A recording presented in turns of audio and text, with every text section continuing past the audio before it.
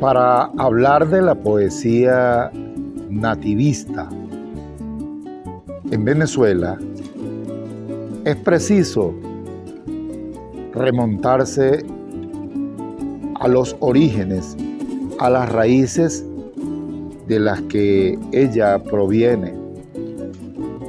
Recordemos que Andrés Bello fue el que hizo esos primeros intentos con la agricultura de la zona tórrida y la divina poesía, cuando él hace el llamado para que los escritores, los poetas, vuelvan la vista al lar nativo y se olviden, dejen atrás la culta Europa. Entonces, ese es un llamado que hace Andrés Bello en la agricultura de la zona tórrida. Bien, pero Andrés Bello se fundamenta en un poema llamado el Beatus Ille de Horacio Flacco. Esos poetas, lo que es Virgilio y Horacio, son los que influyen ellos van a influenciar a Andrés Bello para que lance este grito americanista, que es lo que se conoció como neoclasicismo. Bien, pasaron los tiempos y ese proyecto de Andrés Bello quedó ululando en el tiempo hasta que a finales del siglo XIX nacen en Venezuela dos corrientes paralelas. Por un lado, el criollismo, que estaba fundamentado en la narrativa, como la novela En este país, como las crónicas de Bolet Peraza, que eran más que todo costumbrismo. Bien. Manuel Vicente Romero García con esa novela En este país, que marcó pauta en esa parte, pero de forma paralela surge Francisco Lazo Martí, un guariqueño médico que ejerció la medicina como apostolado y la poesía como oficio, y entonces es el creador de ese gran poema llamado La Silva Criolla, donde él repite la frase de Andrés Bello: es tiempo de que vuelvas, es tiempo de que tornes. ¿Tornar a qué? Volver al campo, volver a las raíces, volver a eso que nosotros conocemos como el bucolismo, que es el campo, que es la naturaleza, el contacto del poeta con la naturaleza. Esa silva criolla fue el fundamento de lo que se conoce como poesía nativista, la vuelta al canto, al lar nativo, que es una de las características del romanticismo. Pues bien, la silva criolla se convirtió prácticamente en una Biblia de la poesía nativista, porque si bien se trata de un poema pues construido en hectasílabos, versos de 7 sílabas, y en decasílabos, versos de arte menor combinados con versos de arte mayor, que es la estructura de la silva.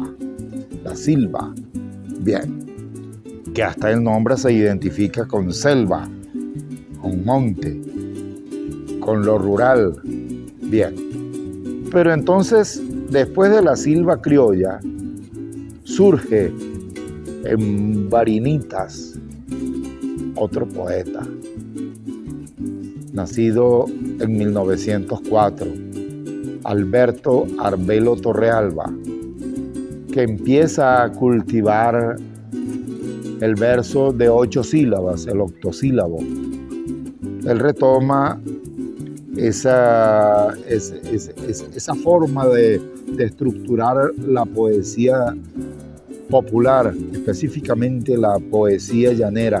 La ubica en el llano, pero se va a las raíces y se sustenta en Francisco Lazo Martí.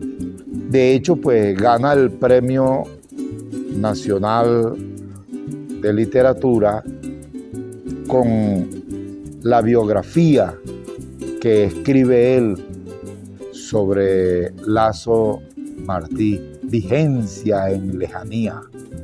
Vigencia en Lejanía fue un análisis que hizo el poeta Arbelo Torrealba sobre la silva criolla, y ahí comenzó Arbelo el renacer y ya el nativismo propiamente dicho.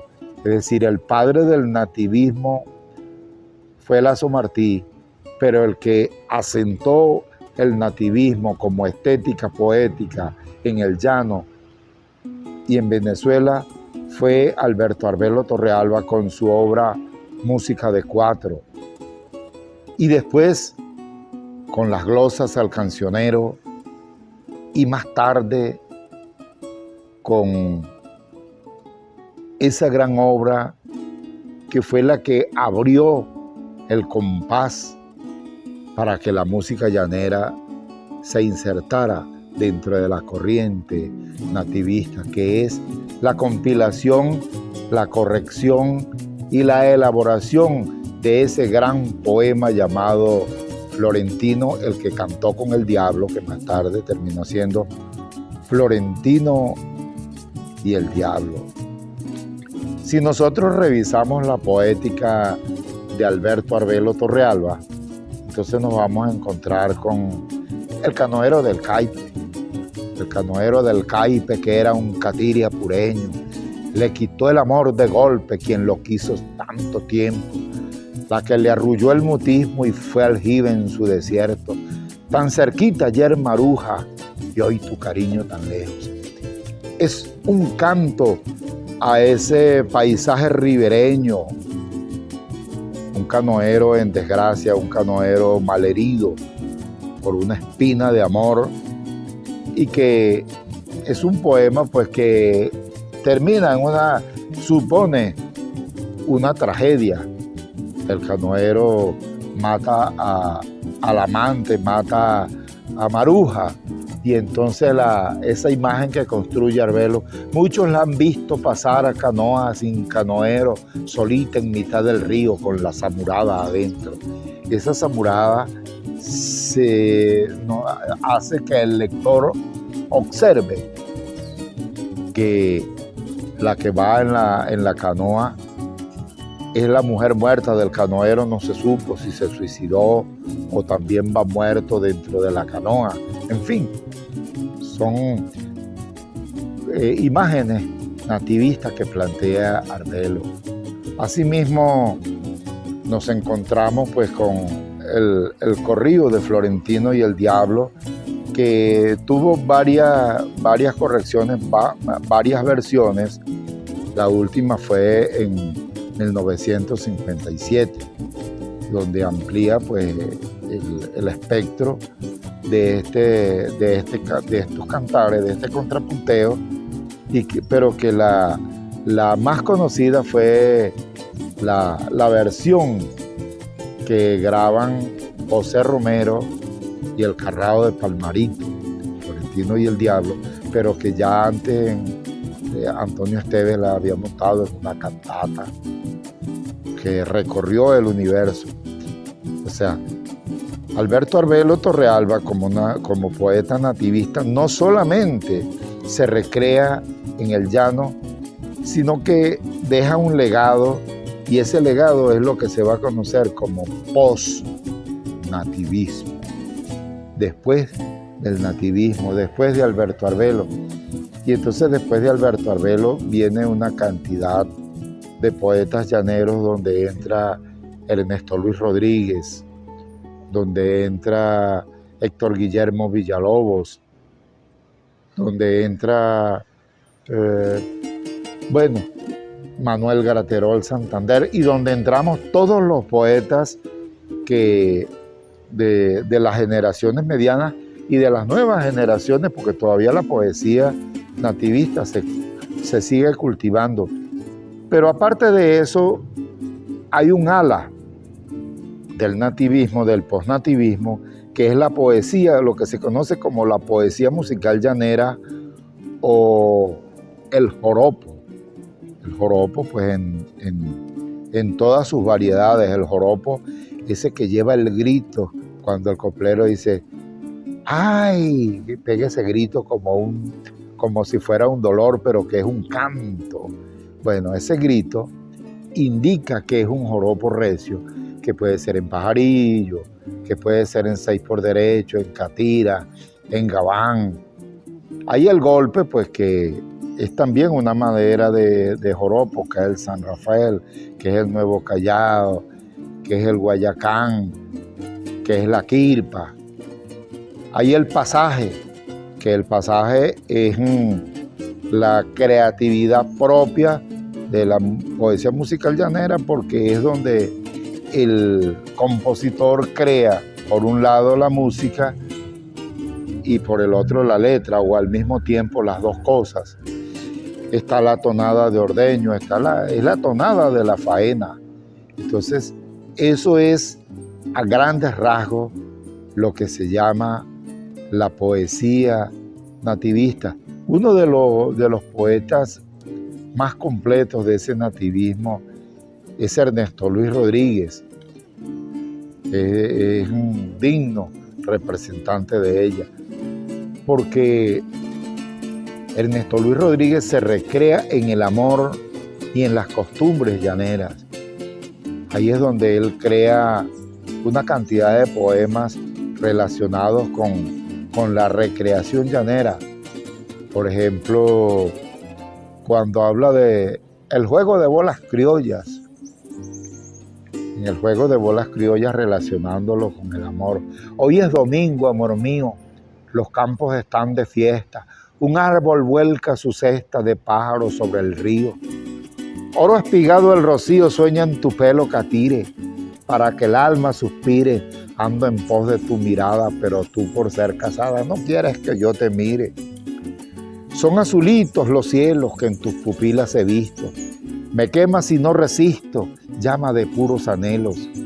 Que tu esposo tenga celos no me hace vivir deprisa, solo busco tu sonrisa, tu mirada solo anhelo, cuando en el aire te miro quedas oleando en la brisa. La pena que me revives por una calle se tiende y un ramo de sol enciende. La calle es por donde vives, aunque orgulloso me esquives, ando en pos de tu mirada, pero tú por ser casada no quieres que yo te mire. Bueno, y así sucesivamente Ernesto Luis Rodríguez con Rosalinda. Rosalinda ahí mezcla el amor con el juego de los dados. Voy jugando a Rosalinda y el dado en la noche linda me devolvió mis corotos. Bueno, toda esa serie de cantantes que comienza pues en los años 50 con Ángel Custodio Loyola, pasa por todas las modalidades y bueno, ahorita nacen los subgéneros del pasaje. Hay hasta un pasaje guayabero que surge con Francisco Montoya y Jesús Moreno y se consolida con este guerrero del folclore llamado Jorge Guerrero. Pero es importante también mencionar que los festivales de Venezuela y del llano de Colombia han consolidado y han hecho crecer el nativismo. ¿De qué manera lo han hecho? Sobre todo en una modalidad que se llama contrapunteo, los copleros.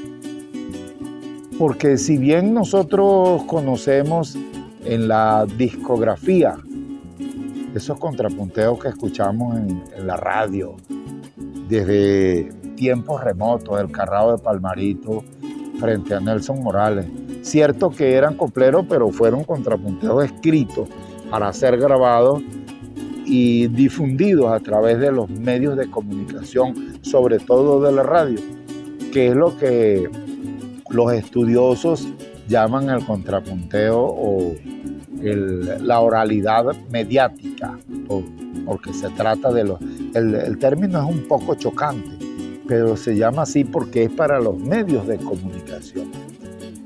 Pero ¿qué pasa con los festivales? Que son el descubrimiento del talento creador y talento en vivo. Se organizan esos festivales donde el llanero va a exponer la modalidad del baile, el baile del joropo, la competencia del canto estilizado, la competencia de la voz recia masculina y femenina, incluyendo pues la modalidad de la poesía, el poema inédito, donde hay que memorizar para ir a representar el poema, escenificar el poema en el entarimado.